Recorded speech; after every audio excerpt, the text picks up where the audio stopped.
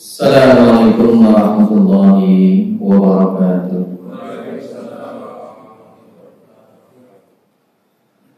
Alhamdulillah. Alhamdulillahilladzi hadana li hadza ma kunna linahtadiya laula an hadana Allah. Asyhadu an la ilaha illallah wa asyhadu anna Muhammadan abduhu wa rasuluhu wa la nabiyya ba'dahu. Salli ala Nabiyyil Mustafa Muhammadin sallallahu alaihi wasallam wa ala alihi wa ashabihi ahli sidqi wal wafa, amma ba'd. Fa ya al-hadirun rahimakumullah, Bapak Ibu dan saudara-saudara sekalian yang dirahmati Allah Subhanahu wa taala. Alhamdulillah kita dipertemukan kembali oleh Allah Subhanahu wa taala dalam kesempatan ini untuk kita kewajiban kita, baik kewajiban salat maupun kewajiban kita dalam tafaqquh fiddin, dan kita masih membahas tentang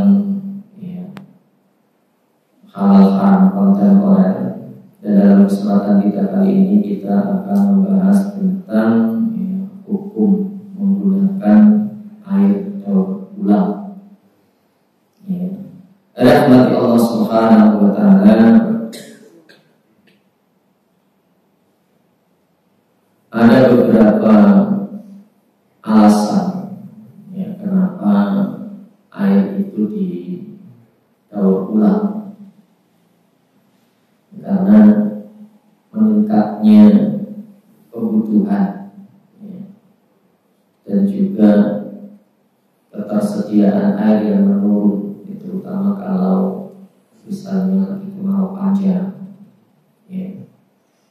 terutama di daerah-daerah perkotaan.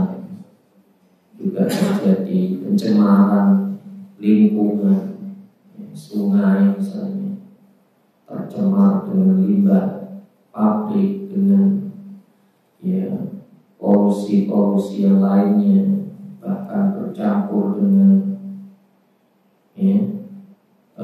sampah, kotoran, bahkan bangkai.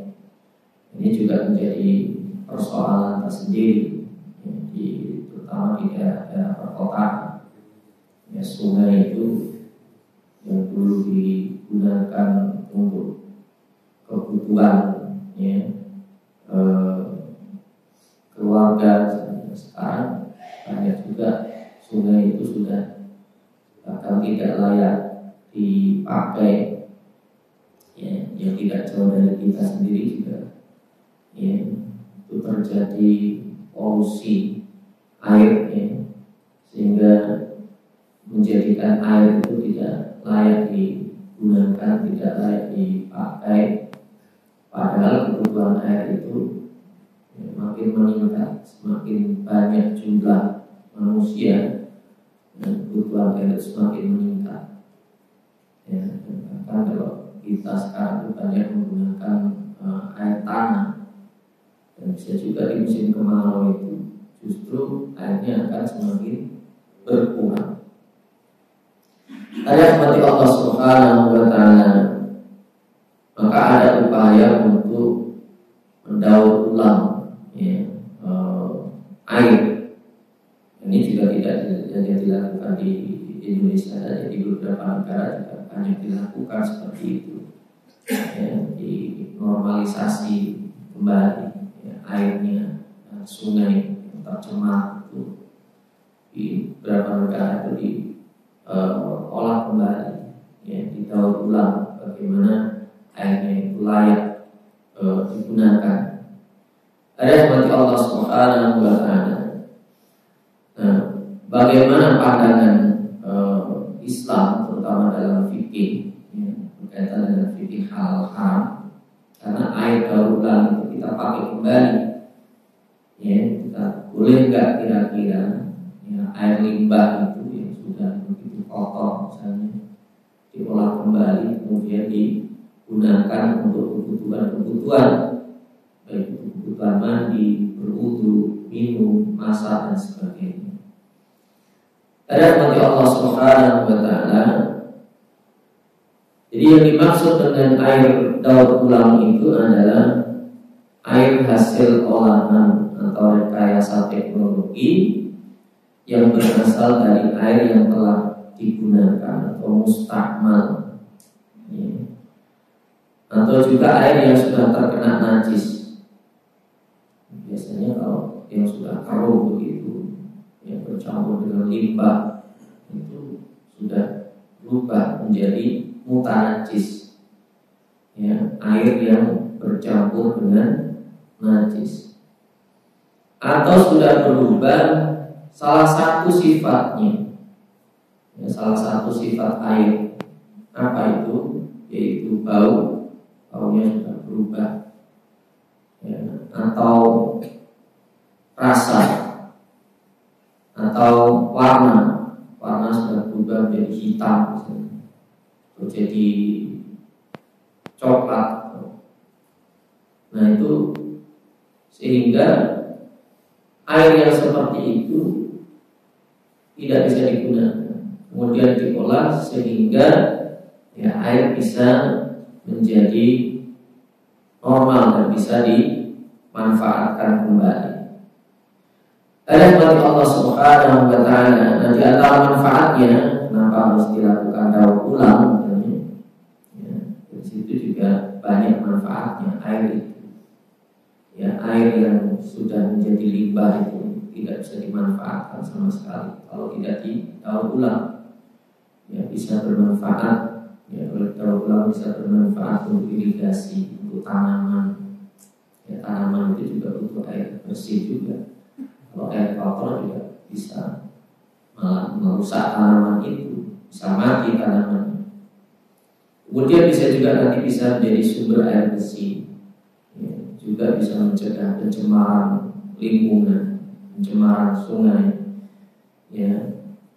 Kemudian mencegah penyebaran penyakit, karena limbah itu membawa banyak penyakit, membawa banyak bakteri. Ada bagi Allah Subhanahu wa Ta'ala. Dan juga ini merupakan bagian juga dari tanggung jawab kalau misalnya ada perusahaan-perusahaan yang dia menggunakan air, ya, itu perlu juga diolah, ya, airnya didaur ulang sebelum dialirkan ke sungai. Itu kewajibannya, jangan sampai nanti dia justru merusak lingkungan. Ada bagi Allah Subhanahu wa Ta'ala. Nah, bagaimana, ya, Al-Quran memandang tentang pentingnya air ini? Ada bagi Allah Subhanahu wa Ta'ala. Allah Subhanahu wa Ta'ala telah berfirman, wa yunazzilu 'alaikum minas sama'i ma'an liyutahhirakum bih. Ya, air ini diciptakan oleh Allah Subhanahu wa Ta'ala secara khusus bagi manusia. Bahkan air itu adalah sumber kehidupan, dan Allah menciptakan seluruh kehidupan itu berasal dari air, ya. Nah, Allah Subhanahu wa Ta'ala diantaranya menurunkan air itu, wa yunazzilu 'alaikum minas sama'i ma'an liyutahhirakum bih. Allah telah menurunkan air itu minas sama'i, dari langit.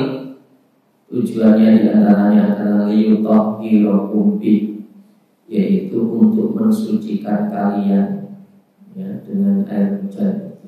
Jadi air hujan itu membersihkan, ya, mensucikan, membersihkan dari penyakit-penyakit. Ya, dengan adanya air hujan itu juga udara bisa menjadi bersih, ya, polusi udara bisa menjadi bersih. Jika di daerah-daerah yang, ya, sering turun hujan, udaranya bersih. Debu-debu yang ada di udara itu bisa dihilangkan dengan air hujan. Ada bagi Allah Subhanahu wa Ta'ala, dan bisa juga kita gunakan untuk bersuci, berwudu, mandi, mencuci dan sebagainya. Ada bagi Allah Subhanahu wa Ta'ala. Di dalam ayat lain dalam surat Al-Furqan, Allah Subhanahu wa Ta'ala berfirman, wa anzalna minas sama'i ma'an tahura. dan kami turunkan dari langit itu air tahuran yang suci, yang bersih. Ya, tahur itu artinya suci, mensucikan. Linuhyiya bihi baldatan maitatan. Di antara tujuannya adalah untuk menghidupkan dengan air itu negeri atau tanah yang mati. Wa nusqiyahu, dan kami memberikan minum dengan air itu mimma khalaqna, ya, dari apa yang kami ciptakan, ya, an'aman berupa binatang ternak, wa anasiya katsiran, dan juga manusia yang banyak. Ini dijelaskan oleh Allah tentang manfaat tadi.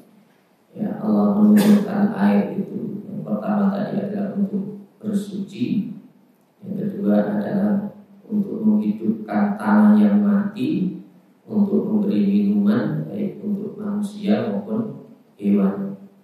Ada mati Allah Subhanahu wa taala. Ini beberapa manfaat, ya, air. Kenapa Allah Subhanahu wa taala menciptakan air dan menurunkannya dari langit? Ada mati Allah Subhanahu wa taala. Rasulullah sallallahu alaihi wasallam pernah ditanya oleh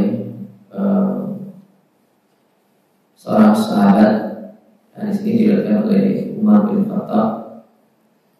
Rasulullah sallallahu alaihi wasallam pernah ditanya oleh salah seorang sahabat anil ma'i, tentang air. Wa ma yanubuhu minad dawabi was-sibah. Dan yang terkena binatang ternak serta binatang buas. Ini tentang air yang sudah diminum oleh binatang ternak atau binatang buas, itu bagaimana hukumnya? Jadi bahas dalam fikih thaharah tentang air itu. Jadi para ulama sepakat, ya, berkaitan dengan air itu, bahwa air itu dikelompokkan menjadi ada air yang sedikit, ada air yang banyak. Ya, air sedikit itu adalah air yang kurang dari 270 liter. Kalau air yang banyak itu adalah air yang lebih dari 270 liter. Nah, para ulama sepakat bahwa jika air, ya, yang kurang dari 270 liter terkena najis, ya, maka kalau air itu berubah, ya, berubah rasa, bau dan warna, maka itu hukumnya najis, tidak boleh digunakan.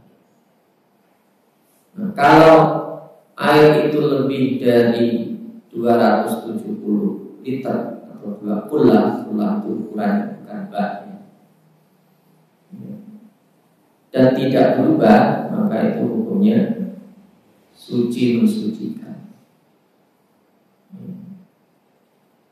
Atau lebih dari 2 kula, lebih dari 270 liter, tapi berubah bau, rasa dan warnanya karena najis yang mencampurinya, maka itu hukumnya najis. Ya. Berubah warna, bau dan rasanya, itu hukumnya sudah menjadi najis, tidak bisa digunakan. Rahmat Allah Subhanahu wa taala. Nah, dalam hadis Rasulullah sallallahu alaihi wasallam diriwayatkan oleh Umar radhiyallahu anhu, ya, ada orang yang bertanya tentang air yang di situ sudah terkena oleh binatang, bisa juga diminum atau lainnya. Faqala, kemudian Rasulullah sallallahu alaihi wasallam bersabda, "Idza kana al-ma'u qullataini lam yahmilil khabas."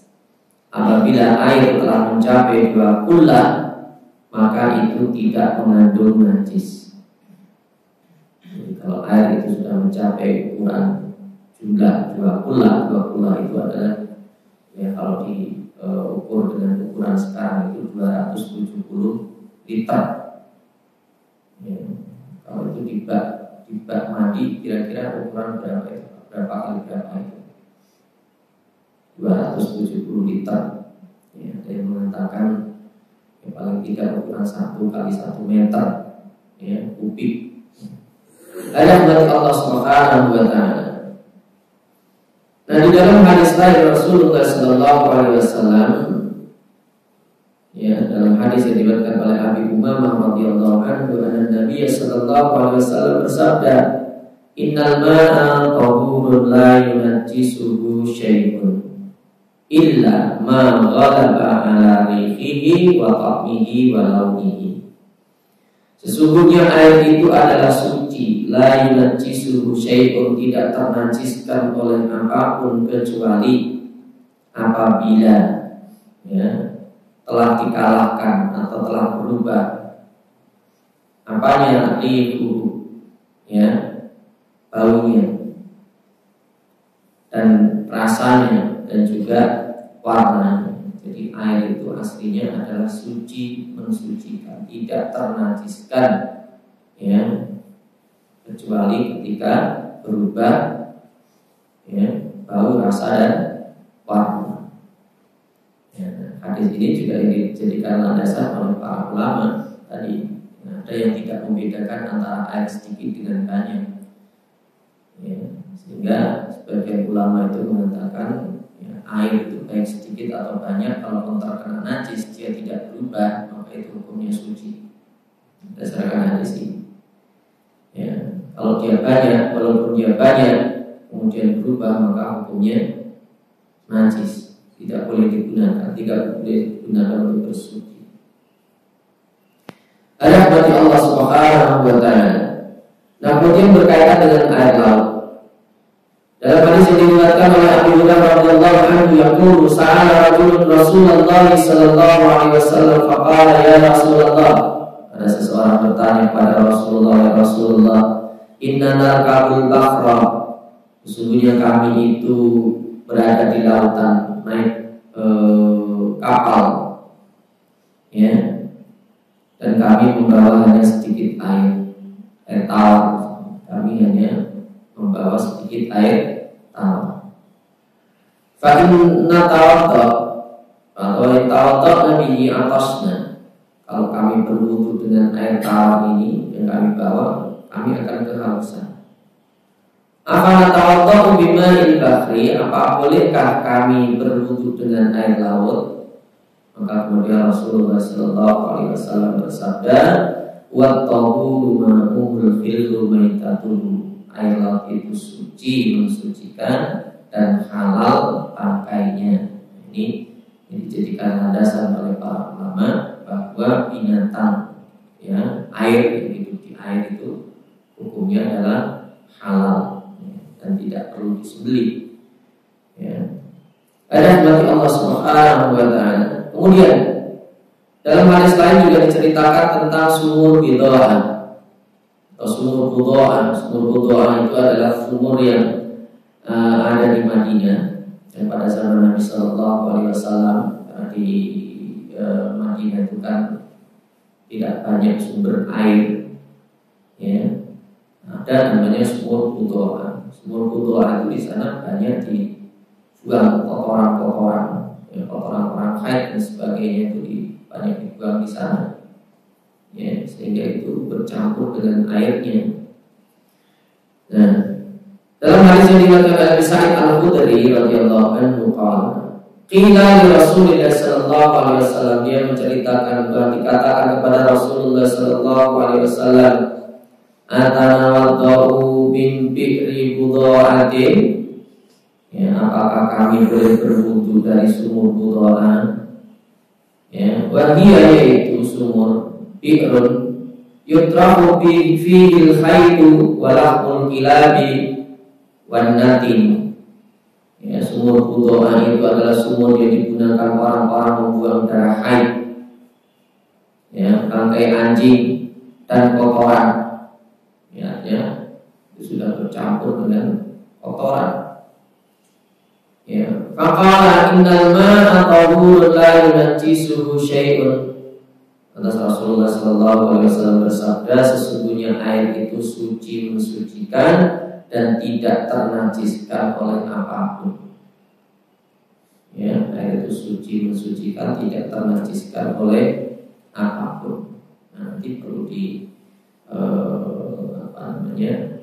komparasi, karena perlu diperbandingkan antara satu hadis dengan hadis yang lain, ya, karena informasinya antara satu hadis dengan yang hadis lain itu sebagian orang menganggap ya ada perbedaan, ya. Ada seperti Allah Subhanahu wa Ta'ala. Nah, itu yang berkaitan dengan air dalam perspektif hadis. Ada seperti Allah Subhanahu wa Ta'ala. Jadi para ulama yang berdasarkan hadis-hadis tadi kemudian mengambil kesimpulan bahwa ya baik air mengalir maupun tidak mengalir itu hukumnya sama. Ya, jika dia berubah bau, rasa dan warnanya, ya, baik itu airnya sedikit atau banyak, maka hukumnya najis, tidak boleh digunakan. Ya. Kalau dia tidak berubah warnanya, ya, tidak berubah, dilihat. Kalau airnya sedikit, kurang dari 270 liter, menurut mazhab Imam Syafi'i, air sedikit yang terkena najis, berubah atau tidak berubah, hukumnya najis. Ya, ulama yang lain mengatakan kalau air itu tidak berubah meskipun sedikit, ya, maka itu tidak najis. Ada mati Allah Subhanahu wa Ta'ala. Maka bagaimana hukumnya dengan air limbah yang begitu banyak? Ya, air limbah yang begitu banyak, yang sudah berubah bau, rasa dan warnanya, kemudian didaur ulang, ya. Ada buat Allah Subhanahu wa Ta'ala. Ada beberapa metode yang digunakan dalam mendaur ulang air, dan itu juga nanti yang disebutkan oleh para ulama, ya. Bagaimana cara mendaur ulang air itu. Dan di antaranya kalau di saat ini, ya, di antaranya yang pertama adalah melalui proses filtrasi, ya. Jadi proses ini banyak digunakan, bahkan air bersih pun kita juga menggunakan filtrasi, ya. Air minum yang kita gunakan itu sekarang banyak, kalau zaman dulu kan air minum itu direbus, ya, dimasak, biar apa? Biar tidak terkontaminasi dengan bakteri, dengan penyakit-penyakit yang lain. Nah, kalau sekarang itu banyakkan air tidak diolah, ya, tapi melalui proses filtrasi, ya. Ini banyak digunakan sehingga air itu dipastikan benar-benar bersih dan steril, tidak ada bibit-bibit penyakitnya. Nah, ini juga yang digunakan dalam proses daur ulang, yaitu menggunakan proses filtrasi, ya. Jadi airnya dialirkan ke suatu media filter, ya. Di situ sudah dalam filter itu sudah menggunakan bahan-bahan yang memang bisa memisahkan, ya, antara limbah, antara kotoran, ya, dengan air bersih, sehingga airnya bisa benar-benar terbebas dari kotoran itu. Nah, teknologi ini banyak digunakan, dicontohkan misalnya air RO itu, ya. Itu juga sekarang banyak dipakai, ya. Jadi banyak media yang digunakan untuk memfiltrasi air ini. Jadi metode yang pertama adalah menggunakan filtrasi. Bisa juga melalui proses kimia, ya, dengan proses kimia. Nah, kalau orang dulu itu kalau ingin menjernihkan air itu biasanya pakai apa? Air tawas, ya. Itu juga bisa, ya, bisa juga menggunakan tawas, itu termasuk proses kimia. Atau bisa juga dengan cara fisika, ya, proses fisika dengan melalui hidrolis, ya, bisa juga dengan misalnya pengadukan. Jadi air itu diaduk dengan cara yang cepat sehingga nanti terpisah antara kotoran dengan airnya. Ya. Bagi Allah Subhanahu wa Ta'ala. Bisa juga dengan proses flokulasi, yaitu memperbesar dan membentuk kumpulan kotoran yang terdapat pada air limbah yang kemudian akan lebih mudah mengendap. Ya. Jadi semacam diendapkan juga. Dan dalam proses ini air akan diaduk secara perlahan dengan kondisi air tenang. Ya. Ini menggunakan tawas juga yang tercampur di air, ya, dan dapat menghasilkan efisiensi pembentukan vlog. Ya. Jadi nanti kalau membentuk vlog itu kemudian nanti diendapkan. Itu yang dalam proses berikutnya disebut proses sedimentasi, diendapkan itu kotoran. Bagaimana caranya nanti kotoran yang bercampur dengan air itu bisa mengendap, ya, kotoran yang di bawah, kemudian airnya berada di atas hingga bisa dipisahkan. Kemudian ya, setelah itu dilakukan proses disinfeksi. Jadi kalau sudah airnya terpisahkan dengan kotorannya itu, maka kemudian air itu diproses selanjutnya, yaitu agar dipastikan air itu terbebas dari kuman. Ya. Karena awalnya adalah air kotor, kemudian setelah difilter, kemudian setelah diolah tadi daur ulang, itu harus dipastikan air itu ya benar-benar aman, yang terbebas dari kuman dan bakteri yang terkandung di dalam air. Itu juga di antara proses yang dilakukan dalam daur ulang air. Nah, kemudian proses yang terakhir biasanya adalah dengan reservoir, yaitu air yang telah selesai disaring akan dimasukkan ke tempat penampungan sementara air bersih. Kemudian setelah itu nanti baru didistribusikan. Ini beberapa cara yang sekarang dipakai. Nah, bagaimana pandangan para ulama cara mensucikan air yang terkena najis? Ayat bagi Allah Subhanahu wa Ta'ala. Ada beberapa ulama yang dan ini juga banyak sebenarnya kalau kita rangkumnya pendapat-pendapat ulama.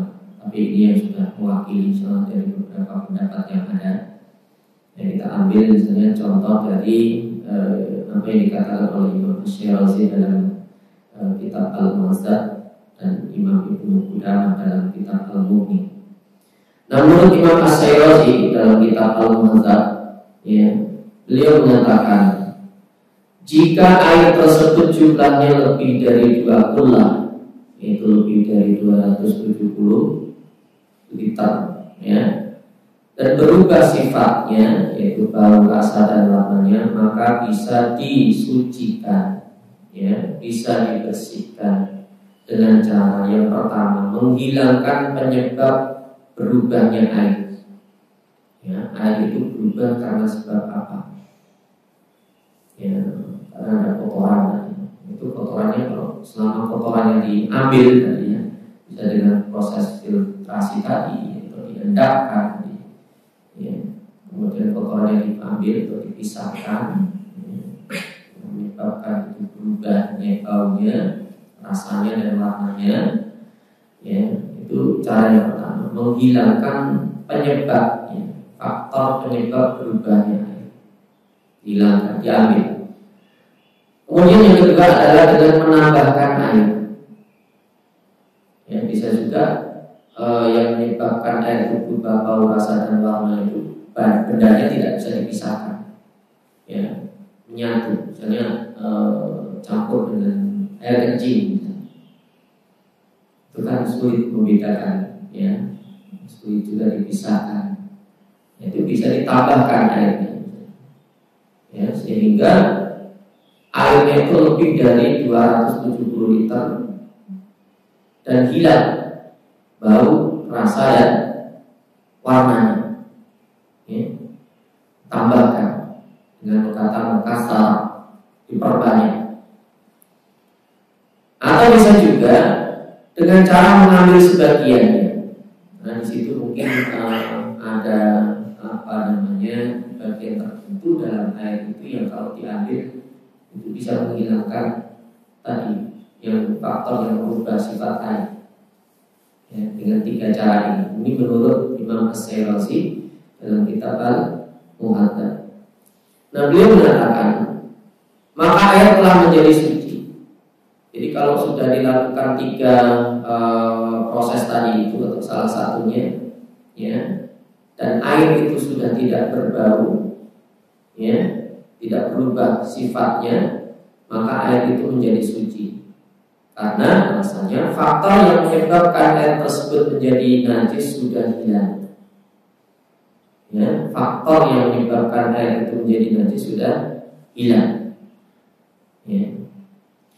Kemudian di antara cara lain, jika air itu sudah berubah, ya, kemudian dimasukkan benda lain, dimasukkan debu misalnya, air itu sudah kotor yang tercemar oleh najis, ya, kemudian misalnya dengan dimasukkan tanah dalam air itu, ya, karena bisa juga kotorannya diserap oleh tanahnya, atau dengan gamping, dengan kapur, ya, dengan kapur tambahkan situ ke dalam air yang terkena najis atau kotoran tadi, kemudian, ya, hilang yang menyebabkan baunya tadi, sudah tidak berbau lagi, warnanya juga sudah menjadi jernih lagi, rasanya juga sudah normal. Ya, maka dalam hal ini ada 2 pendapat di antara ulama. Ya, yang pertama menurut Imam Syafi'i mengatakan air tersebut tidak menjadi suci. Jadi kalau dicampurkan dengan tanah atau kapur, ya, sehingga faktor yang menyebabkan perubahan bau, rasa dan warna air itu hilang. Menurut pendapat Imam Syafi'i tetap itu tidak bisa dipakai. Ya. Pendapat yang kedua menyatakan bahwa air itu menjadi suci. Jadi kalaupun dicampur dengan tanah, dengan kapur, sehingga itu bisa menghilangkan, itu tanah itu suci, kemudian dan tidak berbau. Ya, kapur itu juga suci dan dia tidak berbau. Itu menurut pendapat yang kedua ini membolehkan. Nah, di antara kasus yang terjadi tadi pendapat yang pertama, mengapa menurut Imam Syafi'i itu dianggap tidak mensucikan, tapi yang lebih kuat adalah pendapat yang kedua yang mengatakan itu bisa menjadi suci. Karena alasannya Imam Syafi'i mengatakan itu disamakan dengan kalau misalnya air itu dikasih kapur halus atau minyak wangi, ya, air itu najis tadi dikasih minyak wangi sehingga baunya enggak lagi, ya, atau dikasih kapur halus sehingga baunya sudah berubah. Ya, tapi yang dikatakan oleh Imam Syafi'i ini tidak kuat, ya, yang betul dan kuat adalah pendapat yang kedua. Jadi kalau itu sudah hilang perubahan sifatnya tadi, air menjadi normal, namun menurut pendapat yang kedua yang lebih kuat ini adalah menjadi suci hukumnya. Ayat Allah Subhanahu wa taala.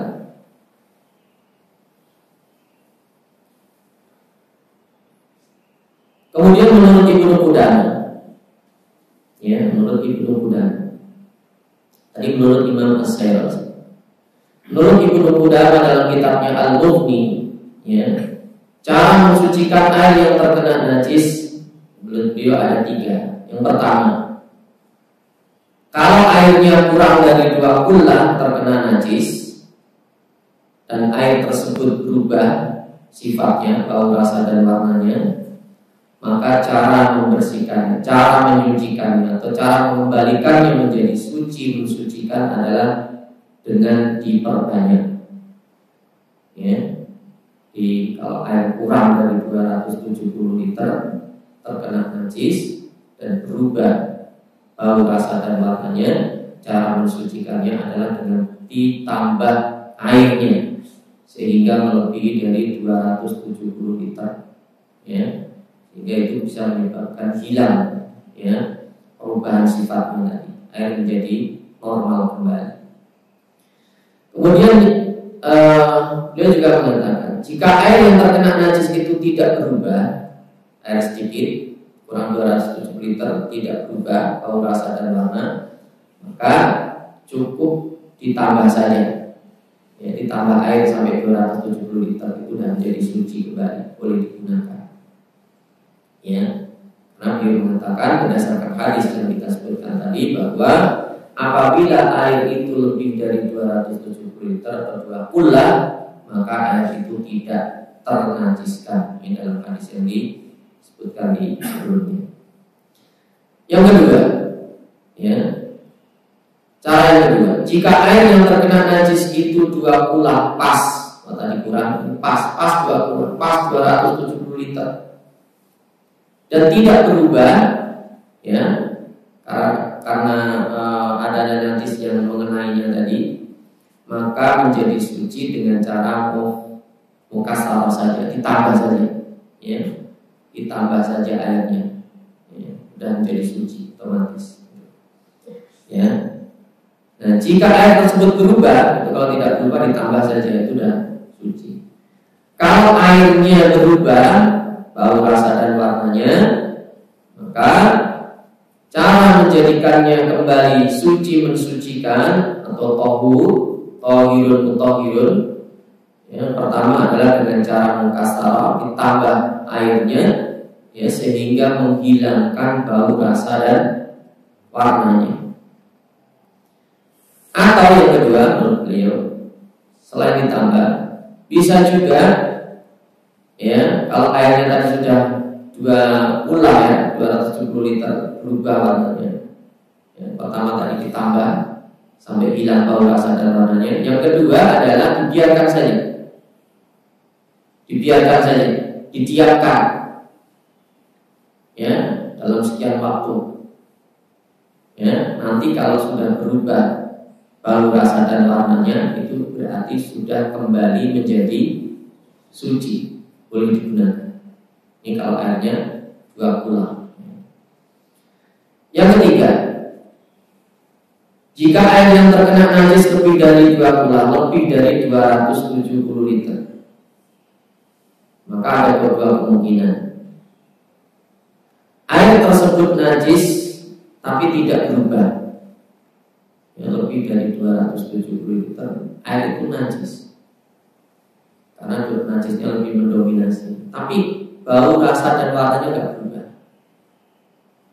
Bagaimana caranya? Nah, kalau yang tidak berubah bau, rasa dan warnanya itu, ya tadi, cara yang paling mudah adalah dengan menambah saja, ditambah saja airnya, ya, yang lebih 2 pula, tinggal ditambah saja. Kalau tidak berubah bau, rasa dan warnanya, itu sudah menjadi suci kembali. Nah, jika air itu berubah, air yang lebih dari 270 liter itu berubah bau, rasa dan warnanya disebabkan kotoran yang mencampurinya atau najis yang mengenainya, maka cara mensucikannya adalah dengan cara yang pertama tetap mukasarah, ditambah jumlah airnya, volume airnya. Kemudian yang kedua adalah menghilangkannya dengan cara mendiamkannya dalam waktu lama, biarkan aja dalam waktu yang lama, ya, sehingga hilang bau, rasa dan warnanya.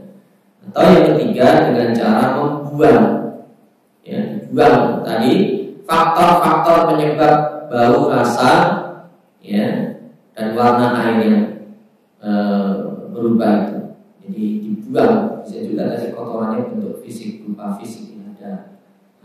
Tadi bisa diendapkan, bisa difilter, ya, itu penyebab-penyebab yang menjadikan air itu berubah, ya, bau, rasa dan warnanya.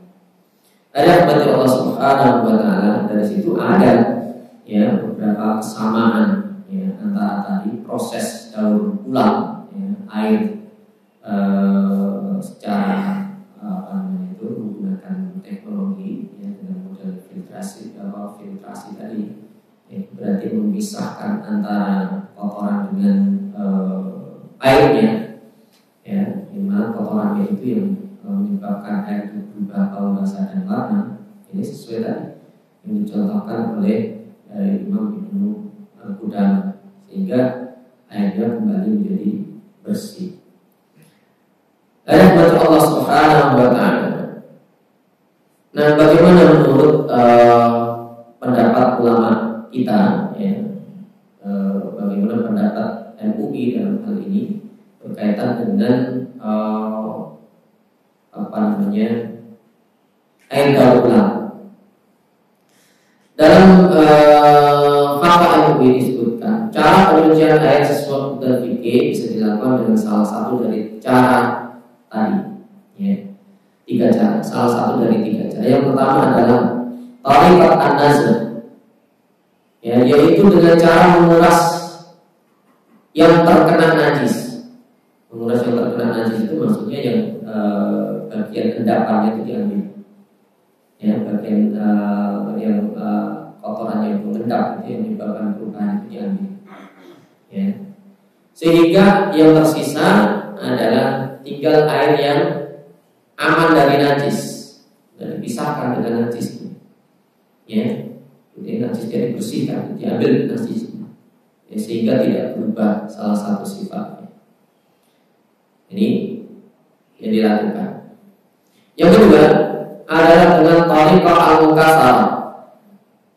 MUI juga mengambil pendapat itu dari para ulama-ulama terdahulu, yaitu dengan menambahkan air suci lagi mensucikan. Ditambahkan adalah air bersih pada air yang terkena najis atau yang berubah, ya, sifatnya tadi sehingga mencapai volume lebih dari 270 liter, ya. Nah, ini cara yang kedua. Yang ketiga adalah thariqat taghyir, yaitu dengan mengubah air yang terkena najis atau telah terubah sifatnya tersebut dengan menggunakan alat bantu, ya. Dengan menggunakan alat bantu yang dapat mengembalikan sifat air itu menjadi suci, ya. Jadi dengan menggunakan filter tadi juga bisa, dengan menggunakan mesin misalnya, itu boleh. Namun caranya adalah thariqat taghyir. Ini menurut pendapat MUI. Jadi 3 cara ini yang digunakan untuk bagaimana mengembalikan air itu kembali menjadi suci atau bersih, ya, suci mensucikan. Nah, dengan ketentuan atau dengan syarat, ya, volume air lebih dari 2 kulak, lebih dari 270 liter. Kemudian yang kedua, alat bantu yang digunakan untuk menormalisasi air itu, ya, atau mendaur ulang itu harus alat yang suci, ya, bukan alat yang alat kok bisa suci bagaimana? Ya, karena dalam filter itu biasanya menggunakan arang, ya, atau karbon aktif. Karbon aktif itu bisa saja nanti menggunakan atau berasal dari tulang. Karbon aktif itu bisa berasal dari tulang, ya, bisa tulang babi, ya, itu misalnya alatnya tidak suci, ya. Ada yang berarti Allah Subhanahu wa Ta'ala. Nah, sehingga, ya, berdasarkan itu, jika air yang, ya, terkena kotoran atau sudah menjadi limbah atau sudah berubah bau, rasa dan warnanya itu berhasil didaur ulang dan air itu dipastikan bersih, ya, tidak mengandung bakteri atau penyakit dan tidak berbau, tidak berubah rasa dan warnanya, artinya air itu kembali menjadi normal, ya, seperti air pada umumnya, ya, maka air tersebut hukumnya boleh digunakan untuk wudu, mandi, mensucikan najis, untuk istinja, serta halal diminum, ya, dan halal digunakan untuk memasak dan untuk kepentingan lainnya selama tidak membahayakan secara kesehatan. Ini berkaitan dengan air daur ulang. Jadi kalau memang itu sudah dipastikan, ya, bisa aman tadi, bersih, ya, semua unsur-unsur yang menyebabkan air itu tadi berubah benar-benar hilang, tidak membahayakan, tidak ada zat-zat kimia yang membahayakan dalam air itu, ya, setelah itu semua dipastikan dan itu aman, itu hukumnya boleh digunakan, ya. Oke, mungkin Mungkin itu yang bisa kita sampaikan kaitan dengan hukum penggunaan air daur ulang. Silakan Pak sampaikan. Ya. Kalau air yang berubah tapi warnanya tapi warna tanah gitu ya. Saya juga kemarin bicara promo gimana warnanya warna tanah gitu ya, airnya warna coklat. Tapi memang tidak tahu itu kayak gitu. Kan tinggal boleh mensucikan kayak gitu. Iya, air yang bercampur dengan benda suci, ya nanti kan ada air itu yang bercampur dengan benda najis, ada yang bercampur dengan benda suci. Ya, kalau air bercampur dengan teh, misalnya teh kan suci, berubah warnanya jadi coklat, itu suci tapi tidak mensucikan. Jadi kalau ada air yang bercampur dengan benda suci dan sifatnya sudah berubah, bukan air murni namanya, ya. Dicampur dengan teh, kopi, susu, ya, itu kan suci. Hukumnya suci, ya, halal, tapi tidak bisa digunakan untuk bersuci. Itu. Kemudian kalau air itu bercampur dengan benda suci dan tidak bisa dipisahkan, ya, bercampur dengan benda suci yang tidak bisa dipisahkan. Misalnya berubah, tidak hanya berubah warna. Kalau tadi bercampur dengan tanah itu kan berubah warna. Tanah itu suci dan itu menyatu dengan air, ya, tidak bisa dipisahkan. Itu hukumnya tetap suci mensucikan. Ya, misalnya ada sungai yang habis hujan, ya, habis hujan itu banyak, ya, itu boleh kan? Kalau masih agak coklat-coklat yang setelah banjir itu kan airnya kadang masih agak berwarna coklat, ya, boleh nggak dipakai untuk wudhu? Boleh, ya, karena itu tanah. Unsur tanah itu termasuk, dan tanah itu termasuk alat yang digunakan untuk bersuci juga. Bahkan ketika najis mubalaghah itu yang dibersihkan atau dicuci dengan ada unsur tanah, tubuh. Nah, kalau yang berubah itu bau, bercampur dengan belerang, air yang bercampur dengan belerang, itu kan belerang termasuk benda suci, dan itu tidak bisa dipisahkan dari air. Ya, di pegunungan tertentu misalnya kita kalau di pemandian air panas itu biasanya kan ada bau-bau belerang itu. Nah, itu boleh kita pakai, itu suci mensucikan. Nanti kalau diminum bagaimana? Itu kira-kira belerang itu berbahaya apa enggak?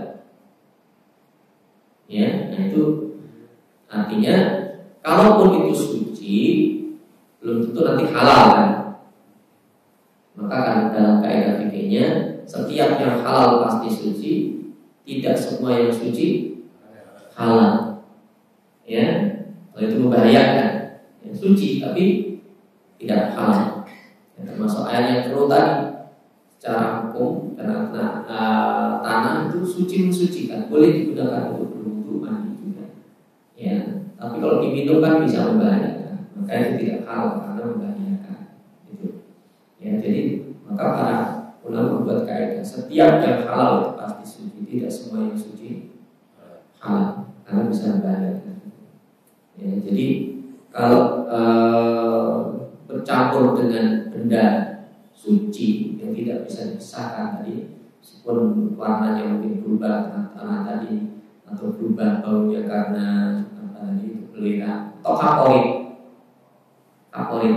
kaporit itu baunya kan menyengat ya, tapi itu secara kesehatan mengganggu kesehatan apa tidak? Mengganggu apa tidak? Kalau di Mesir itu kan sumber airnya itu dari Sungai Nil. Dari Sungai Nil itu juga diproses didaur ulang juga. Ya, diproses daur ulang juga. Nah, mungkin dari Sungai Nil karena itu di sana air banyak campur dari mana-mana gitu. Ya, tidak steril juga. Ya, dari sungai itu dipakai karena di sana tidak banyak air tanah, ya, yang digunakan dari Sungai Nil itu. Nah, itu diolah juga itu, diproses, didaur ulang, Ya, dan itu yang dialirkan ke rumah-rumah di sana itu, semuanya menggunakan air itu melalui pipa besar dan tanah di dalam tanah, dan itu bisa juga baunya itu sangat khas, ya. Air yang di Mesir itu sangat khas, campur dengan kaporit, ya. Itu bahkan sebagian orang Mesir itu di pinggir-pinggir jalan itu disediakan untuk minum. Jadi ada apa namanya dispenser gitu, ya, di jalan, dan itu dingin juga, ya. Tapi baunya bau kaporit, ya. Di pinggir-pinggir jalan itu banyak disediakan untuk minum, ya. Kalau orang Mesir diminum apa adanya itu, dan itu air mentah. Ya. Kalau sebagian orang kita di sana biasanya direbus dulu, kalau direbus itu hilang bau kaporitnya. Ya, nanti ada semacam endapan gitu. Itu termasuk benda suci. Jadi itu masih diperbolehkan. Ya. Ya saya takut tadi kalau intinya bersuci itu kan harus dengan air suci ya Ustaz. Iya, suci mensucikan. Ya, masuk istinja. Biasanya di toilet umum gitu Ustaz kan kadang-kadang penampungan air itu dalam bentuk ember ya. Kemungkinan kan kurang dari 2 kotak. Iya. Kadang-kadang saya berpikir bahwasanya ada kemungkinan itu akan terkena najis gitu. Iya. Nah, bagaimana kita? Kadang-kadang kita kan nggak sadar ya. Kalau wudhu itu biasanya kita lebih hati-hati. Tapi dalam kaitan istinja biasanya, kadang-kadang agak lost kan, agak memperhatikan kesucian air yang kita gunakan. Nah, itu gimana tuh Ustaz? Apakah kita menghilangkan rasa keraguan-keraguan kita aja? Iya. Karena kalau ragu kan nggak boleh juga katanya. Atau memang kita lebih bagus mengantisipasi. Kalau saya biasa sih, saya di awal saya pakai air itu, tapi kemudian di akhir saya tampung air, saya bilas dengan air yang suci tadi. Iya. Gimana Ustaz? Iya, betul. Jadi di WC umum itu biasanya begitu, ya. Gini, kita bilas aja. Karena di WC umum itu kan embernya kadang kecil, hingga kurang dari 270 liter tadi. Dan itu tidak menutup kemungkinan memang terciprat dengan bekas orang apa namanya istinja gitu ya, baik BAB maupun PAK itu. Bisa saja. Paling kalau laki-laki kan rata-rata berdiri, ya itu kan ciprat ya. Nah, kita bilas saja. Ya, biasanya kan ada kerannya. Nah, keran pakai kayunya kita cuci dulu aja. Kemudian keran kita apa namanya kita hidupkan, kita pakai kayu, kemudian kita bilas aja. Ya, insyaallah sudah bersih. Dan itu juga memang yang sering kita pakai seperti itu. Jadi kita memang tidak yakin itu kalau yang di WC umum itu suci. Kenapa? Bisa terciprat dengan bekas kita istinja itu tadi. Jadi caranya begitu. Gak apa-apa kita gunakan tadi bersih dulu, ya kan? Karena jangan sampai kita boros air juga. Nanti kita bilas. Jadi kayu yang kita cuci, kemudian keran yang kita nyalakan. Nah, paling bagus itu pakai kalau di situ ada selang atau pakai shower gitu kan. Ya, itu lebih aman sehingga airnya benar-benar sucikan gitu. Ya, tapi kadang ada yang pakai bak juga itu, pakai bak tapi baknya kecil atau pakai ember embernya kecil tadi. Sehingga itu ya tadi yang kita lakukan harus kita bilas. Ya, kayu yang kita cuci. Karena kalau di ember itu tahu itu kan bisa juga dengan terkena air yang ya terkontaminasi najis tadi itu bisa hukumnya juga kontak najis. Jadi harus kita bilas dulu. Ya, kita bilas dulu dengan air yang mengalir, kemudian kita pakai untuk mengambil air yang bersih, baru kita bilaskan itu. Oke. Cukup ya? Coba ya. Mari kita tutup dengan doa kafaratul majlis. Subhanakallahumma wa bihamdika, asyhadu an la ilaha illa anta, astaghfiruka wa atubu ilaik. Assalamualaikum warahmatullahi wabarakatuh.